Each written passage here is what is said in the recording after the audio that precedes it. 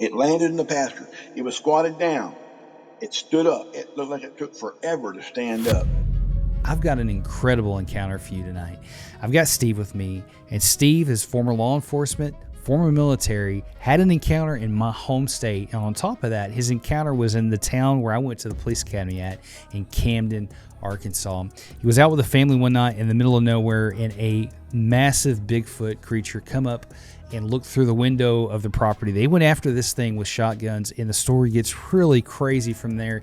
And he goes into every single detail. You don't want to miss 1 second of this one. It's really good. But before I get into any of it, I just want to say thanks for being here tonight. I couldn't do this podcast without you. If you've got an encounter you would like to send me, you can send it to me by email at mysteriesunknownpodcast@gmail.com. But let's jump right into the story. This was a traumatic experience for me. I was a 19-year-old soldier when this happened back in 1975. And it was a hammer in the face to me. It was one of those things that, didn't expect it to happen. And all of a sudden it's in my face right there. What do I do? And so being in the military, thought I was trained for everything, brother. And to kind of give some insight, to go back to the beginning of this, if I may, I joined the military and when I was 18, went in the military, was sent to Fort Benning, Georgia, and went to basic over there. 11 Bravo was my MOS, infantry soldier, ground pounder, we called ourselves, Brotherhood of the Blue Cord.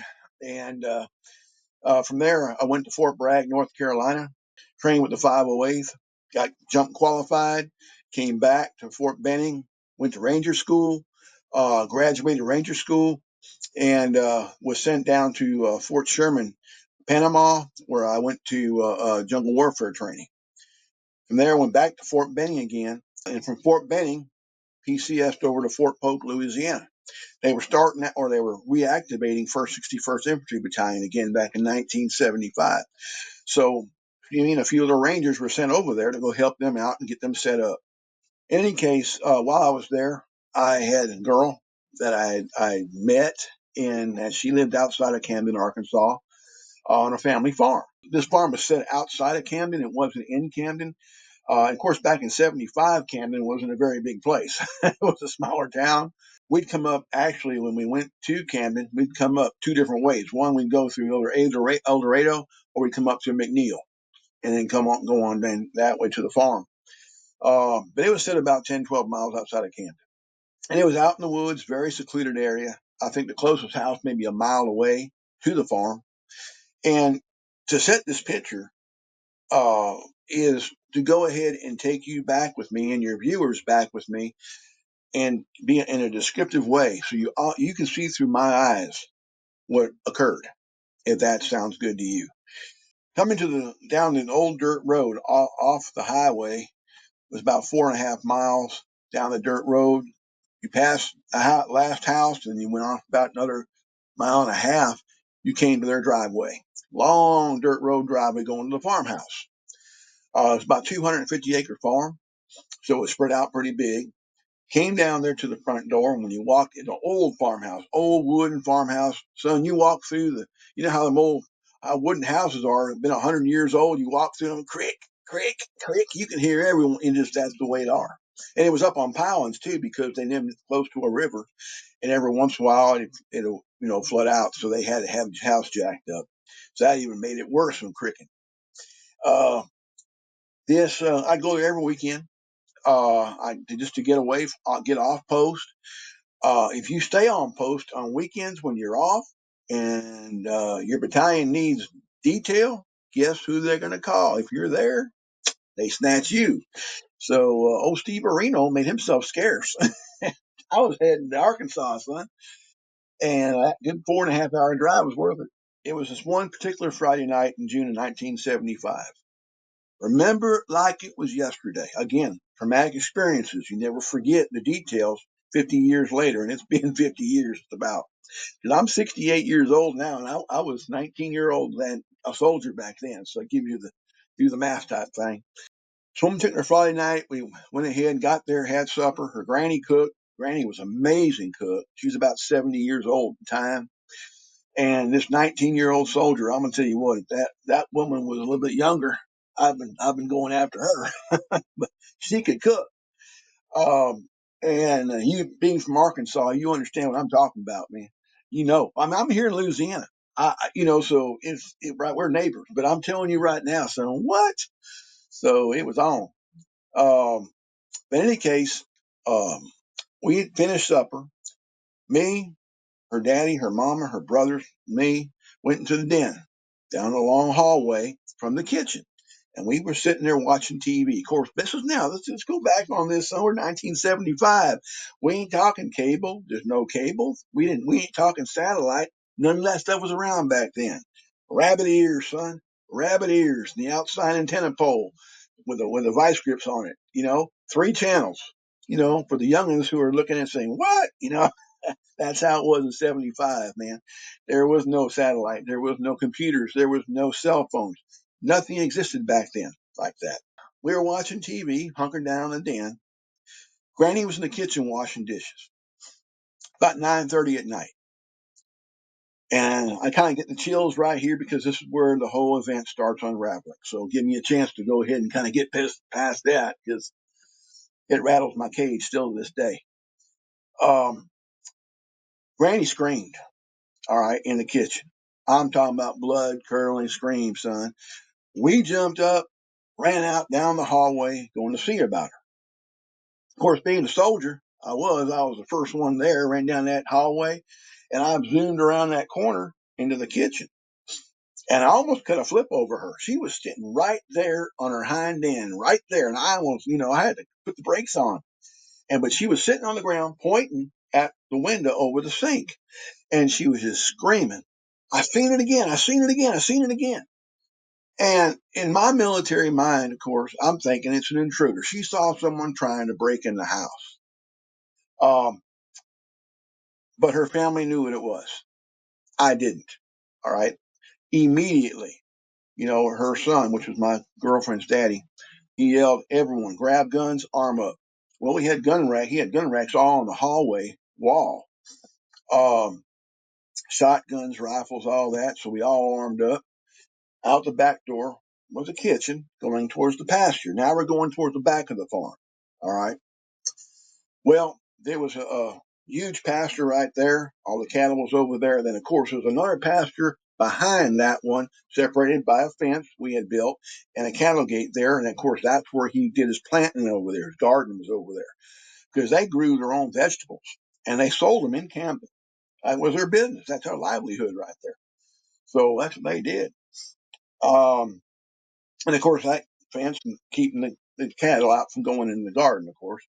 Um, so to give you the layout, where the pasture was, first pasture was, that's where the cattle stayed. There was a cattle gate we had built to the right of that, the far end of that pasture.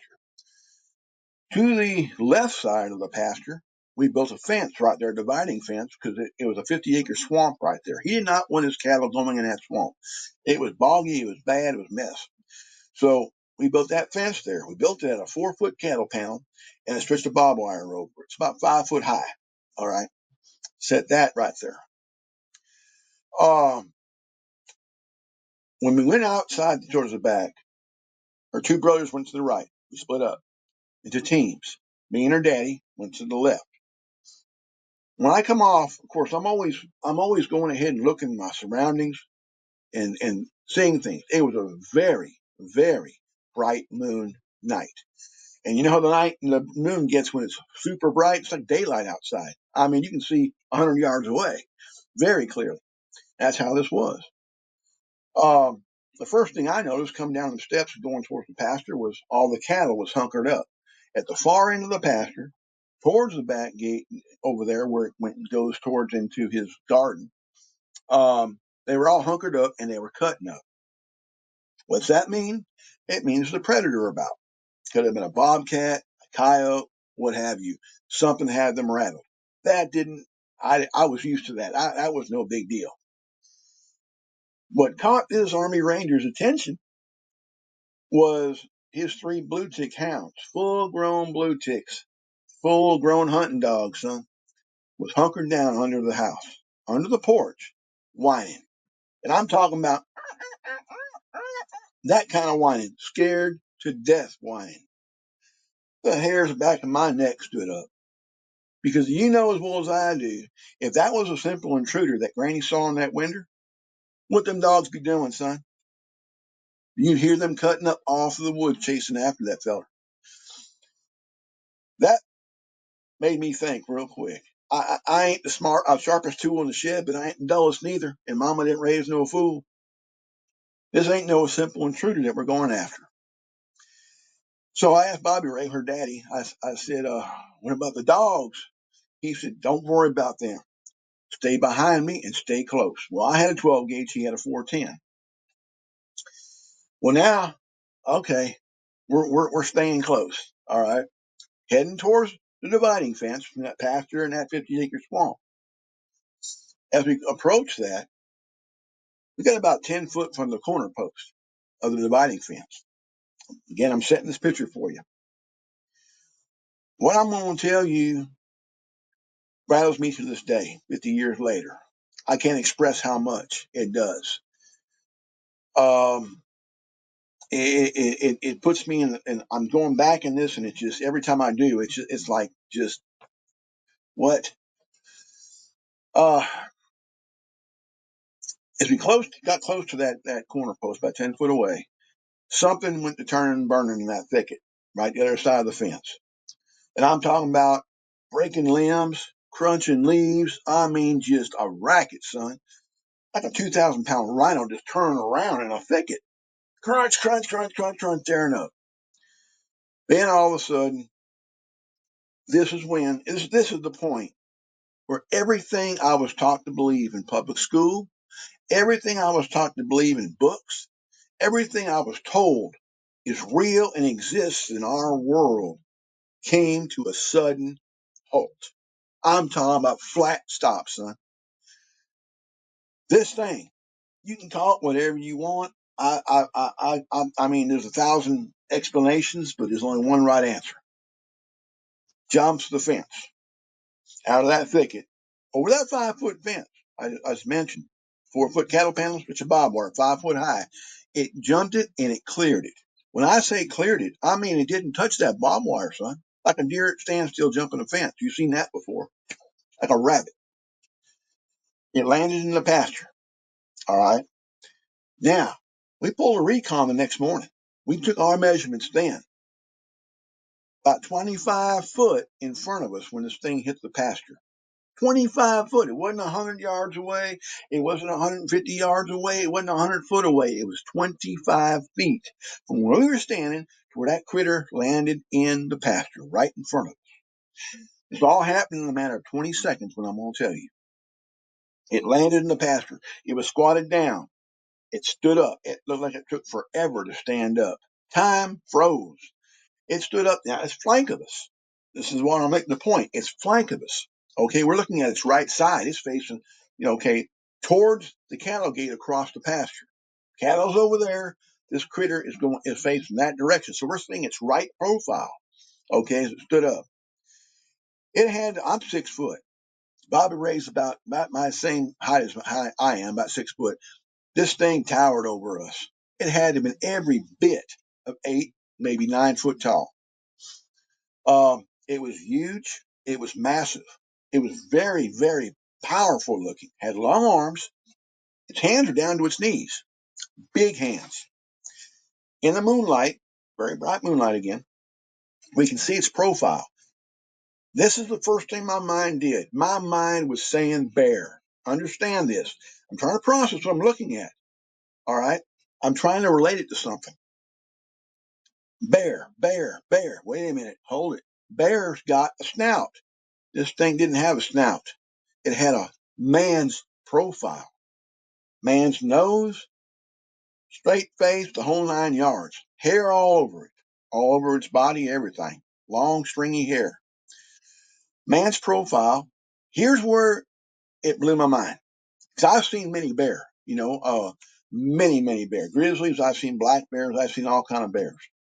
I've seen bears. I know they can stand up like a man straight up. I know they can walk like a man. They sure can. I've seen them do it. But here's where it threw me off. I'm trying to figure and mess my mind up. A bear's got sloped shoulders. you ever seen a bear, it's got sloped shoulders. It's big, but it's got sloped shoulders. This thing had massive broad shoulders, very broad shoulders. No snout. Bear's got a snout. Now I'm looking at this thing saying, wait a minute. If that's a big bear, remember, we don't have grizzlies over in Arkansas. So ain't nothing like that. There are no bears out there walking around 8, 9 foot tall. And so my mind's saying, wait a minute, if it's not a bear, what is it? But I'm still thinking bear. Okay. Then all of a sudden, it runs from us. It darts and it runs. And it runs away from us now. Didn't try to aggress us or anything or attack us. It ran away from us. And it ran away towards the cattle gate, other side of the pasture. And I mean, ran on 2 feet, like a track star. I mean, never did we see it fall to all fours across that 250-foot, 300-foot pasture. It ran like a man on 2 feet. That's when I knew for sure. Take away the snout, take away the sloped shoulders, and it had broad shoulders. All that, maybe it's a deformed bear. A bear cannot. It can walk like a man. It cannot run like a man. It has to fall to all fours. Its hip and leg structure won't allow it to run on 2 feet. At no time did it fall to all fours. My mind was burning now. Watching this thing run away. Only reason we didn't open fire because it didn't try to aggress us. It didn't try to attack us. It ran away. When it crossed that pasture, it crashed through the cattle gate. When I say crashed through the cattle gate, that there is no exaggeration on what I'm saying. It crashed through the cattle gate. I mean, tore it up, shredded it. Now, what makes that special is this cattle gate wasn't made out of balsa wood. Okay, it was made out of 2x6s, oak 2x6s, and you know how powerful and strong oak is. You just don't go ahead and walk through oak 2x6, son. You don't do it. I don't care who you are. You ain't gonna do it. Especially, 4 of them. It shattered them. It shattered them and kept on going. Once it shattered them and went to that gate, it let out a roar. Now, I live in the woods out here in Louisiana. I live 3.5 hours, from the Arkansas border. And here in Louisiana, out here, I live way out in the woods. I've hunted these woods. I've gone out the deepest swamps out here in Louisiana. I've hunted all these woods. I've done all this. I mean, and I've heard all kind of hoot owls. I've heard coyotes. I've heard bobcats, panthers. I've heard everything you can imagine in the woods. I know you have too. But I ain't never heard anything come close to relate to what I heard that night.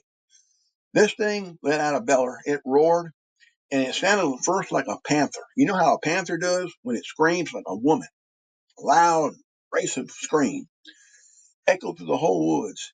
But it screamed, started like a panther, ended like a bassy, guttural elephant or a lion.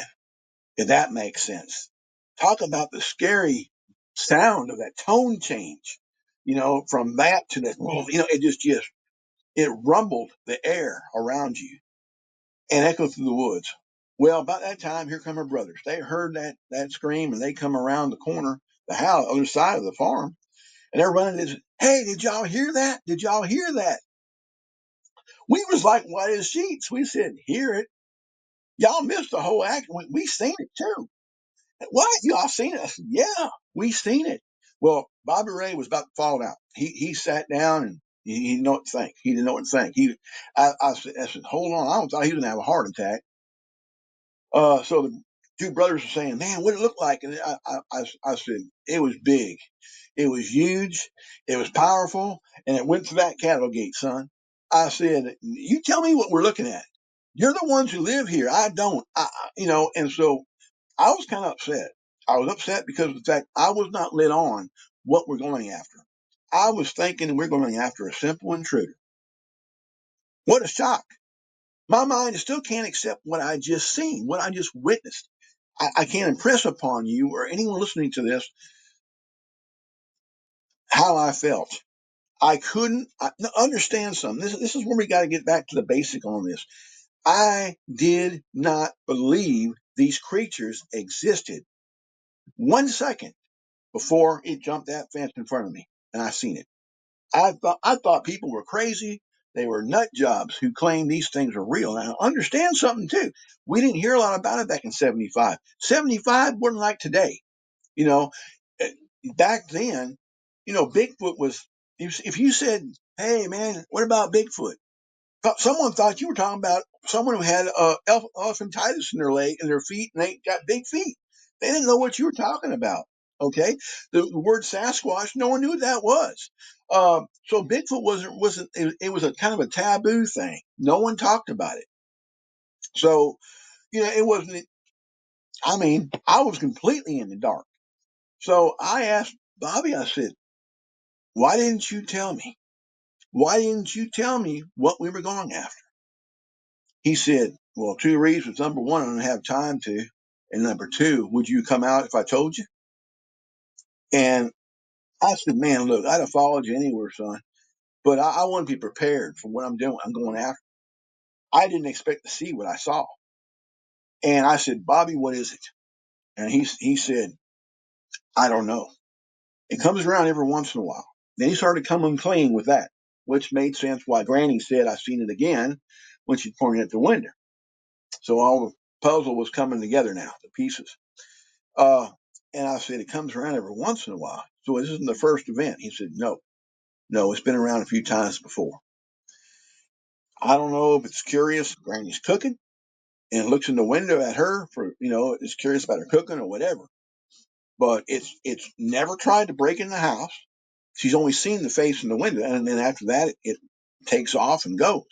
It's never tried to terrorize anything. It's never torn anything up. He said this cattle gate's the first time it's ever done any damage to this property. And so I said, my goodness, what? You don't know what this thing is? I said, no, we ain't got a clue. We don't know how. He said, I don't know how to protect my family. How do I protect my home from this thing? So I came up with the idea. I said, well, look, I said, what about going ahead and contacting, wildlife and fisheries, the game wardens? They would have more knowledge on what to do. He said, absolutely not. He said, no one. And he looked at both his boys. He looked at me. He said, no one is to talk about this. No one. He said, I don't want the word getting out. And he explained why, and I respected that. They grew their crops and they sold them in Camden. That was their business. That was their livelihood. If the word got out that they saw something like this on their farm, people would look at them like they're crazy, and that would destroy their business. It would hurt them in their church. And of course, on Sundays when I was there, Sunday morning, I'd go to that church with them. And a small country church out there in Camden. And, I mean, so they didn't want no one knowing about this. And I respected that. So I didn't even talk about it at Post when I went back to the Post. I just kept it locked aside. And I had the same fear, so to speak, when I went to Post and throughout the rest of my military career. And of course, coming out of the military and, going on my law enforcement career and all that. I didn't want to talk about it because people are going to say, oh, man, you're crazy. As a law enforcement officer, in my career in law enforcement, we got to maintain professionalism. We have to. We have no choice. And so I never brought it out. No one knew about this. I hunted all these woods, all my hunting partners. My number one hunting partner was my wife's uncle. His name was Lewis Gill, and lived about 5 miles from here, another hill on an old farm. And he's about 75, 76 years old at the time. And we were hunting buddies. We went in, we hunted all these woods out here. Hog hunting, deer hunting, squirrel hunting, you name it, we're out there hunting. We loved it. I mean, just lived for it for years and years. Uh, he was the key factor in me coming forward with this, my story. My wife didn't know. My kids didn't know. No one. I didn't tell anybody. And so one day we hunted out all around here, and I told, I said, Uncle Lewis, I said, look, we've hunted here and there and everywhere else. I said, what about going to Anacoca Swamp, which is about 10, 12 miles from here? It's some rough terrain over there, a lot of hills and bluffs and all this and that, and off that creek. And I didn't figure he'd want to go because it's pretty tough terrain. And him being 75 years old, I figured, I always mess with him about how old he was all the time. Your old hind end can't go here. You can't walk through that. Let me show you, boy. And well, anyway, I had brought it to his attention. I said, what about going to Anacopa Swamp and hunting out there? He looked at me cold eyed and he said, no. He said, no, I'll not go there. Well, that's when I figured, okay, it's hard terrain. I said, your hind end can't go through that. I figured so. Throw your white flag up, son. It's over with. And I was laughing. But he wasn't. He wasn't. He was straight faced. He looked at me, eyes cold dead, son. And he looked at me. He said, no, I'll not go there again. I ain't been there since the 50s. Well, that rattled my cage. And then he said, Steve, I seen something when I was a kid over there. Me and Milton Hickenbottom. Well, I knew Milton. It was across the highway, and I hunted with his sons, Ricky and Brian, for years. And Milton's a good old boy, too. Good old country boy, just like Lewis was. Well, him and Lewis grew up together out here in these parts, and they hunted back in the 50s and everything, and 40s.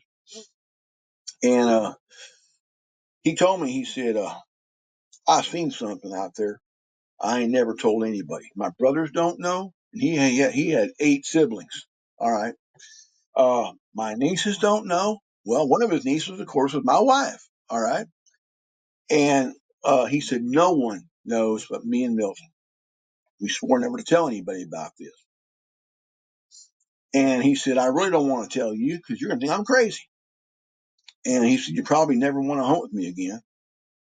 And I said, Uncle Lewis, I said, trust me when I tell you, son, there's nothing you can tell me. Make me do that. Well, that kind of softened him down a little bit. And I shared mine with him for the first time in how many years. I came out with mine.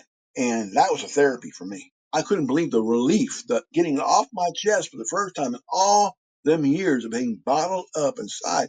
I didn't have an avenue, an outlet, so to speak, to go ahead and let it off my chest and tell someone about it. And after all the years, and so he looked at me and he had tears in his eyes. This is a hardcore feller now, all right? This old boy's hardcore. And everyone knew Lewis Gill, knew how hardcore he was. He had tears in his eyes, looked at me, and after I told him my story, and he looked at me, he said, Steve, I said, I guess I ain't crazy. I really ain't crazy. And I said, no, sir. I promise, Uncle Lewis, you're not crazy. So him and Milton was out there squirrel hunting on the Anacoca Creek back in the 50s now. They were teenagers and they went ahead and they rode horses out there. And they got there. You know how to squirrel hunt and get out squirrel hunting. You're out there before dark, before daylight. You get out there in the dark, sit, hunker down under some trees, and you go ahead and wait for the daylight to break. So you see them limbs moving. It's time to go ahead and get them. Well, they was out there before daybreak. And as daybreak started coming, just starting to make up, shapes around them and such, other trees and the foliage and everything, and starting to see the creek and all this and that. Because they were up on a bluff. Uncle Lewis said he said he noticed something on a white sandbar, like a tree with no leaves, just a tree trunk, tall tree trunk on a white sandbar. And he said that's out of place. That shouldn't be there. But it was just a tree, not moving, just a tree. Well, daylight progressed, and of course he went ahead and he showed, Milton. He said, "That's strange over there, a tree on that white sandbar across the creek from him." And yeah, it is kind of strange. And all of a sudden, then he said that thing reared back and it let out a beller, it let out a roar. He said it scared him so bad he made his hat pop off his head. So he said at that time it grabbed a hold of a limb coming off the bluff, and it went ahead and it walked up on the other bluff and out of sight and got in the woods. It was gone. They waited a bit before they crossed that creek. They didn't make sure it didn't come back after them, whatever it was. When they got there, they went ahead and looked at that limb coming off that bluff that it grabbed before it walked up in the woods. That limb's about 12 foot in the air. Putting in perspective, it had to be close to about, about probably 12, about 10 foot tall at least, whatever it was, covered in hair. And so he figured, he said, it ain't no tree. But anyway, so after that happened right there, which I do want to put back in perspective, go back here a little bit. I kind of jumped ahead of myself here, but go back to the night over there in when I saw this creature in Arkansas back in '75. After we had calmed down, after it ran to the cattle gate, and brothers came around the corner, and we, started to calm down a little bit. Got our tallest brother's about 6'4", so I got him to stand under the kitchen window. Remember, the house is on pilings, and he's about 6'4", raises his arm up, fingertip, about 7 foot, and he can barely touch the bottom of that kitchen window. Which put it in perspective, that thing had been 8 foot tall or taller to look in the window. So now we have a size comparison, not just what we've seen visually, but now actual size comparison of how tall this thing really is. Had it been 8 or 9 foot, 8, maybe 9 foot tall. And at least 800 pounds, 800 pounds. So we went in the house after that. Granny was calmed down some. That night we sat around the coffee pot in the kitchen, and all we did was stay awake all night long. There was no one going to sleep. I promise you, we were too wired. And everyone worried about whether this thing comes back, right?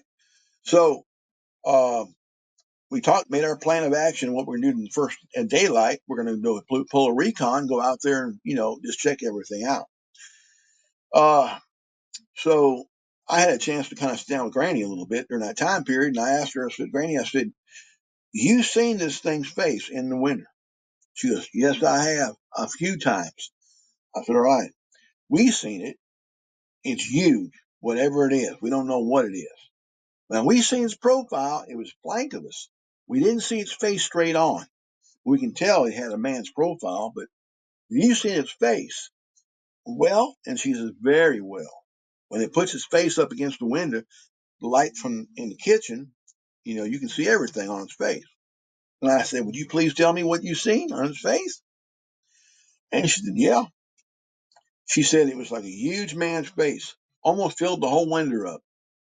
It's like a huge man's face, and it had a kind of a grayish skin, rough looking skin, an off-white kind of grayish skin, she said.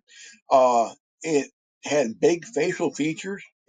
Its teeth were not fangs. She said it wasn't like an animal, like you'd see a bobcat or something like that, or a monster. It literally had like human teeth, square teeth like we have. She said there was hair around its face, but not on its face. That makes sense. Okay. And it had big red glowing eyes. And I said, Granny, I said, uh, red glowing eyes. She looked at me, put her finger in my face, straight forward, and said, as red as Bobby Ray's taillights on his pickup truck. Wow. That sent a chill through my soul, son. And now I don't know. I mean, I didn't doubt her. Don't, Josh, I did not doubt her. I know what I seen out there. Okay, so I had to take her word for what the red eye thing. I couldn't process red eyes because that's vampire stuff or whatever. So I just had to try to figure that one out. My goodness. Well, next morning we went ahead and pulled a recon. Went back to the point of origin where we heard it in the thicket and it jumped the original fence, that 5-foot fence, into the pasture. Took our measurements right there, and from where we were standing to where it hit the pasture, about 25 foot. No hair on the barbed wire on that 5-foot fence. It cleared. It did no hair at all. It cleared it, completely cleared it. I mean, that was amazing. Then we followed the footprints across the pasture going towards cattle gate.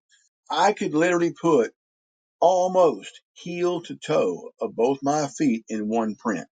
Not quite, because my toes would go over, but heel to toe almost. That's about 17, 18 inches right there. That's a big foot. As we went across the pasture, came to the cattle gate, shredded. You'd think a John Deere tractor with a front end loader went through it full throttle, son. I mean, it shattered them oak boards, just splintered them right there, splintered them. The barbed wire was ripped. I had never seen that before. It was ripped, and we found wads of hair in the barbed wire. Again, hindsight. This is back in '75, way before computers, way before cell phones. None of that kind of stuff existed back then, so we didn't even think of it. It wasn't even a thought to go ahead and keep it. Who are you going to give it to? There's no computers back then, nothing like analyzation type stuff that we knew. Any case, we found that, and the boards were shredded. The force of this thing going through that cattle gate was so massive, so powerful, it jerked the corner post over. Now, it didn't break it. Understand, this corner post was a cut down telephone pole. You know how big those are? And it was something about 6 foot deep in the ground. It laid it over. It brought it over and laid it down. That's some amazing force right there. But I ain't done yet. To the left of the cattle gate, about 20 foot from it, was the squeeze chute. For those who know what a squeeze chute's what we would run cattle through, and you lock them down to go ahead and clip their horns, tag them, what have you, work your cattle. It's made of iron bars and everything. It warped a lot of those bars. The force of that going through that warped those bars, iron bars, on that squeeze chute. Again, tremendous amount of force. Then it went on past that and went into a sawtooth briar thicket. And them sawtooth briars are like this, son. We call them wait a minute vines in the military. And when they grabbed a hold of you, they said, wait a minute, you ain't going nowhere. They didn't feel real good either. It went through those, and of course, we didn't go any further after that. We like I said, mom didn't raise no fool. And so after that, we had all the specifics right there. They'd seen it a few times before. It changed everything. Josh, I want to tell you this. I've lived here in the woods in Louisiana 40 some odd years. I have hunted all these woods, deep thickets, deep swamps. I live right in the middle of a swamp. Out my back door is dang near 6.5 miles through the swamp to the next house, which is the starting of Maryville, which is only 500 people. That's a very small town. Once you get out of that, it's about 6.5 miles down 190, so you cross over the Sabine River and go into Texas. So I've never seen anything like what I saw in Arkansas that night. I've never seen one in Louisiana, ever. So, but I know people who have. I'm telling you right now, I firmly believe. This is my take on it. I could be 100% wrong, Josh. I'm giving you my outtake on it. All right. The reason why we're having so many sightings over the last several years, all right, clear cutting all across the country, clear cutting. I mean, the wood crews are getting out there, and they're getting out there with them snips and everything, and they're just going ahead and clear cutting, son. 100 years ago, it took them 6 months to clear 10 acres because they all had by hand tools. They didn't have snips. They didn't have all the other equipment they have now. Heavy equipment and all technology. Today, they can clear 1,000 acres in 2 months. So they're going across the country and they're clear cutting. They're taking away the habitat. And these creatures are now being exposed, having to find new places to go to. It makes sense. They're clearing their homes, and so that the forest is their homes, and so they're moving into other territories. And going back to this encounter, which you can tell it had a huge impact on your life. What did you think that next day after that encounter happened, man? How did that next day affect you? How'd you feel? My mind was on fire. Literally, my mind was burning. Um, I felt like I had a high 110-degree fever, but didn't have a fever. If that makes sense to you. I couldn't think. My whole world was upside down because it was the what if syndrome. All of a sudden, everything I've been taught to believe exists and doesn't exist in this world came unglued. The pages of the book opened up to the real book, if that makes sense. And I didn't know what to believe anymore.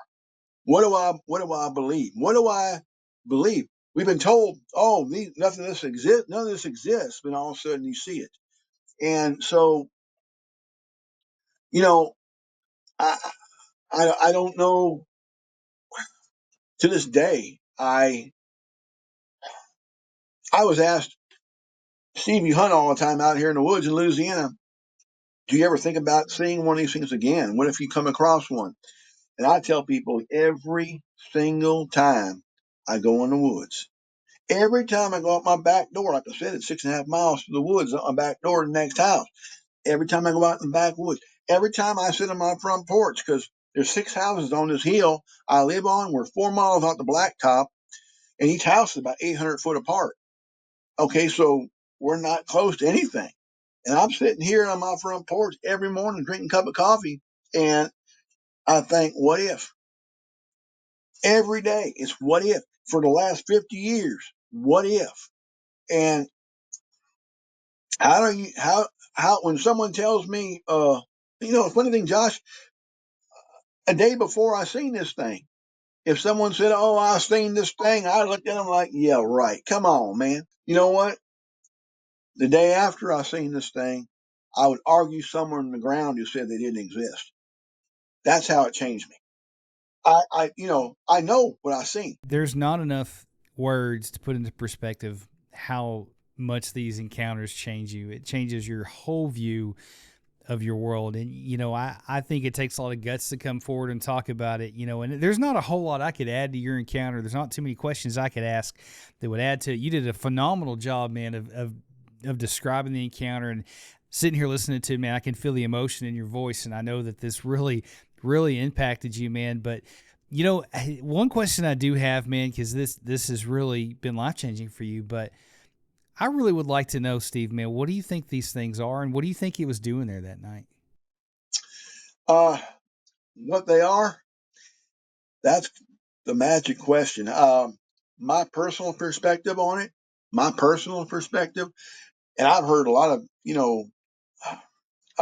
speculation in different people, and I respect everyone's opinion. I do. Some people say, well, they're from another planet or another dimension or something like that. I believe, my personal belief, and again, I could be wrong. This is my personal belief now. They're just another creature, an animal that exists in this world, flesh and blood animal, that were science is discovering new species all the time. Animals that were thought to be extinct 20 million years, they're finding alive and well today. The fish over there in Death Valley, California, they recently found a few years ago in a pond under a cliff, both been extinct 20 million years, alive and well. That coyote zebra creature they found over there in Australia, or off the coast of Australia on another little island over there, that people thought was mythological, and they finally caught it, and it's real. So they're finding these things all the time. Science. Remember something, Josh. Here's an important factor. Our technology. We think, oh, we got cell phones, we got computers, laptops, we got the internet, dude. We're happening, right? Uh-uh. Our technology is in the infant stage. Not even in the infant stage. We're still in the womb, son. We ain't got born yet. Our technology is nothing. Nothing whatsoever. Because remember something, son. 120 years ago, our mode of transportation was the same thing it was 20,000 years ago, horseback. Okay? So our technology is only a few years old, man. What will it be like 10,000 years from now? Then we can go talk about technology. But now, uh-uh. So, people say, well, how come satellites can't see these things and all this and that and trail cams? I got an answer for that too. These creatures, I believe they're part human. I have, or at least have a sense of human intel. They're animal, sense of human intel. If you're going to have the perfect creature has the speed and agility of a bobcat or a panther, the sixth sense of an animal, the camouflage ability of an animal. That is so important to understand that.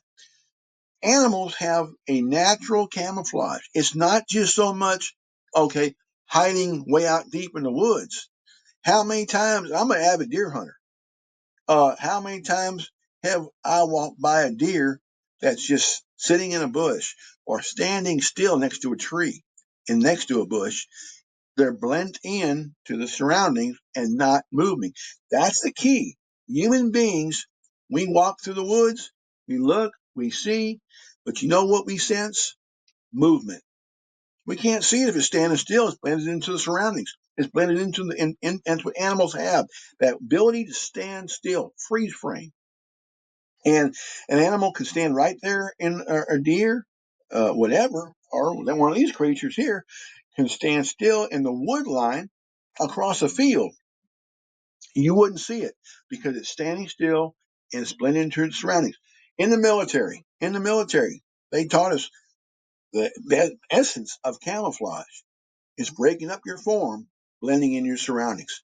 And that's what these animals have, that natural ability. Um, so with that said right there, that's why they can't be seen a lot of times. They're very fast moving creatures. I cannot emphasize how fast this creature ran across that 250-foot plus wide field to that cattle gate. I'm talking about, son, I mean, he ran 40 miles an hour. Of course, you got to figure something that big and those kind of powerful legs and everything. Uh, or whatever else they got that causes them, gives them the ability to run that fast.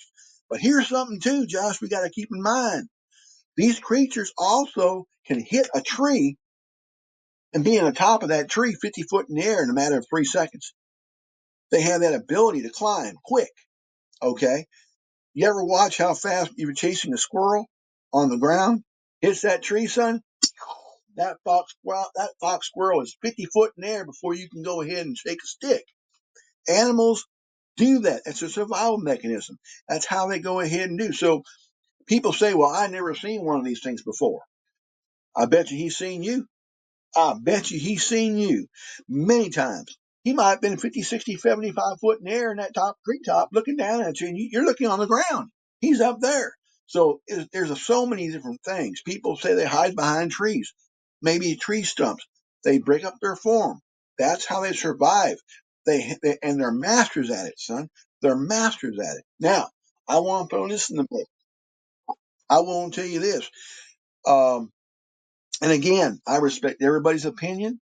I mean, because I don't know. I don't know that much about these guys, these creatures. So I speculate as far as I know what I've seen, but I speculate about their abilities and stuff and what they are because I don't know. And I'm the first one to say that I don't know. Um, but when Granny said they had red eyes, very bright red eyes, that kind of threw me for a loop because I didn't know what to make of that. And the first thing that hit my mind, of course, I'll be honest with you, I'm a Christian and I believe the Bible and everything. And the first kind of thing when she said red eyes to me was um, a demon. But it left wads of hair, all that footprints, the whole 9 yards. No, it was physical. It was something physical. Now, about 4 or 5 years ago, my wife and me were watching a Discovery Channel, and this certain show about Discovery, they had gone down about 10 or maybe 12,000 foot in the ocean in a sub, and they went down there and they were just talking about the different the fish that live down there in the deep ocean, and they came across these fish. They were long fish. Of course, it's pitch black down there, so the headlights on that little sub caught them, and they're like barracuda. Have you ever seen a barracuda? Come a long fish, almost clear looking things. Well, as the sub come closer to it, you can see red beams coming out in the darkness from the front of the fish. As the sub got in front of them, you can see their eyes were glowing red, like taillights, just like taillights like Granny had mentioned she saw. The commentator had said, well, these fish over the millennia have developed the ability They have their own personal basic IR where they can see in the darkness. They can find food, shelter, what have you, in the darkness. That hence the red eyes. And then he said the magic phrase. He said, if sea creatures can develop this ability, what's to say that land-based creatures can't? And then it came to me. Boom. That's what Granny saw. Evidently, these creatures have the ability to see in the dark. They have that IR, hence their red eyes. Again, my perspective, my speculation, putting one and one together, what they said on that show under the ocean. So with those fish, but it makes sense.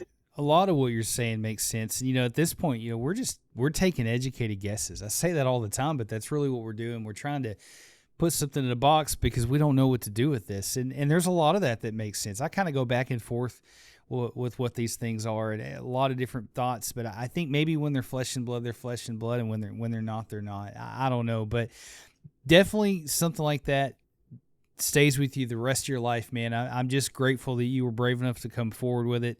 There's not much more I could add to your encounter, man. That's pretty incredible. And I also want to say, man, thank you so much for your service, for what you did for our country. I got a lot of respect for you guys, man, for military. And so thanks for doing that. And thanks for coming forward, man. I'd love to hear if anything else happens in the future. If you see something else out there, man, I'd love to hear about it. One more thing before we go is if somebody's listening to the podcast tonight and they've had an encounter and they're on the fence about whether they should share it or not, man, what would you say to them? I would say to them, it's not healthy to keep it inside you. I did it for almost 50 years. I kept it locked inside me. It haunted me until I was able to come out with it. Once you come out with it, it's a therapy. You won't believe the relief you're going to have getting it off your chest and telling others. Because here's the thing. It's not just about you. It's about the lives you're going to touch and who you're going to help by telling your story and your encounter. You're going to help others. I can't tell you how good it made me feel inside to get the messages from other and all these different podcasts from people saying, thank you so much for sharing your encounter. It's encouraged me and helped me to come forward with mine. That's what the whole goal is. I encourage everybody, come forward with yours.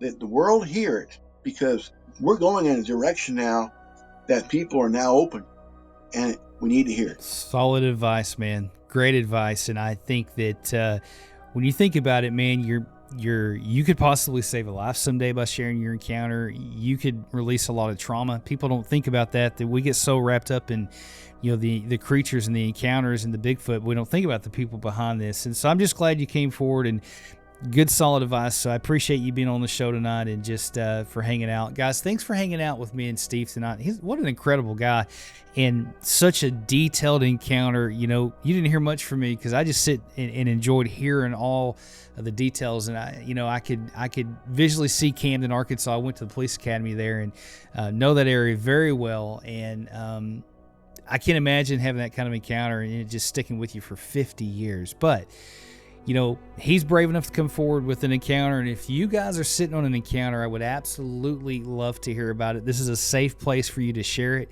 And I'm just grateful to be here to get these encounters out for you guys. So if you have one, you can email me at mysteriesunknownpodcast@gmail.com. Stay prayed up, guys. We'll see you in the next episode.